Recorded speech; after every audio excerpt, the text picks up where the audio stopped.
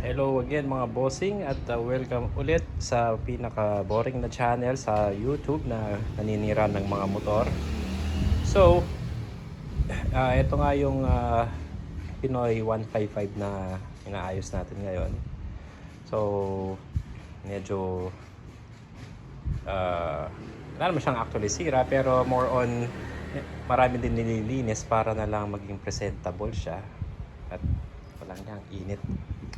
Pero anyway, pasensya na sa medyo masyadong maliwanag. Pero anyway, ito nga, binaklas na muna natin siya. Ayan. So, ang mga ginawa natin is, ano ba, nilinis ng konti itong kadena niya, tsaka itong sa likod yan, no?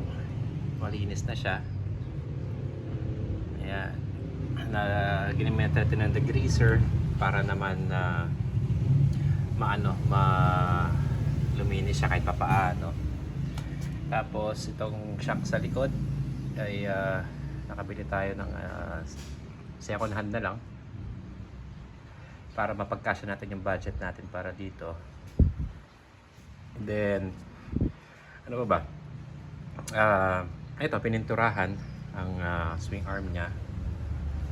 And then, ano pa ba? Ito, inayos itong ano ba ito? Tapaloto sa likod. Itong ilaw. Kasi medyo tawag dito. Hindi umaandar to. Ano pa ba?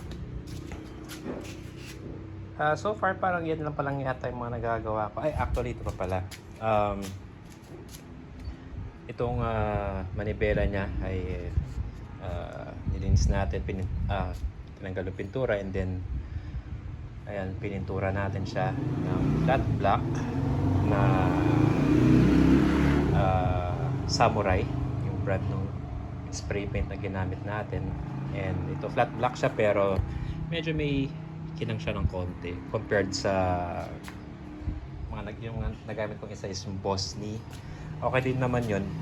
Though yun kasi yung flat black naman nasin talagang very ano siya, walang kakintab-kintab.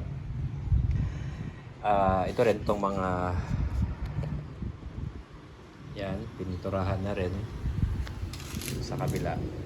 Yan, pinalitan na rin natin ng handle grip para naman mas presentable siya. Ito pa pala, naayos na natin din itong saan na ba yun? Yung mga saan na ba? Ito. Sandali lang. Ito.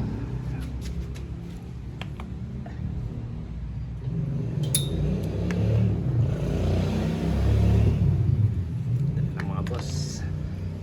Ayan. So, naayos na natin siya.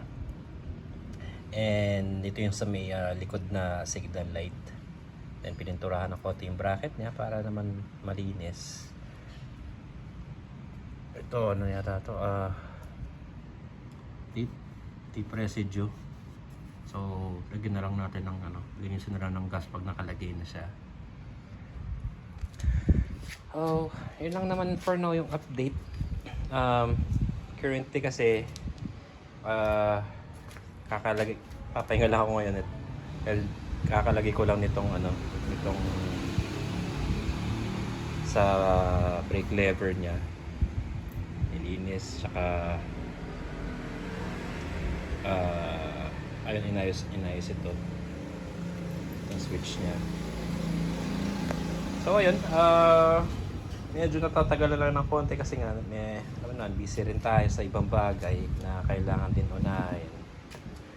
So pag meron tayong update ulit or progress pa, i-update ko kayo mga bossing ko. So ayun, for now, ito lang muna. Sana lang mag-like kayo, mag-share, at saka subscribe na rin mga boss. At maraming salamat sa pagsuporta sa channel nating maliit. Salamat!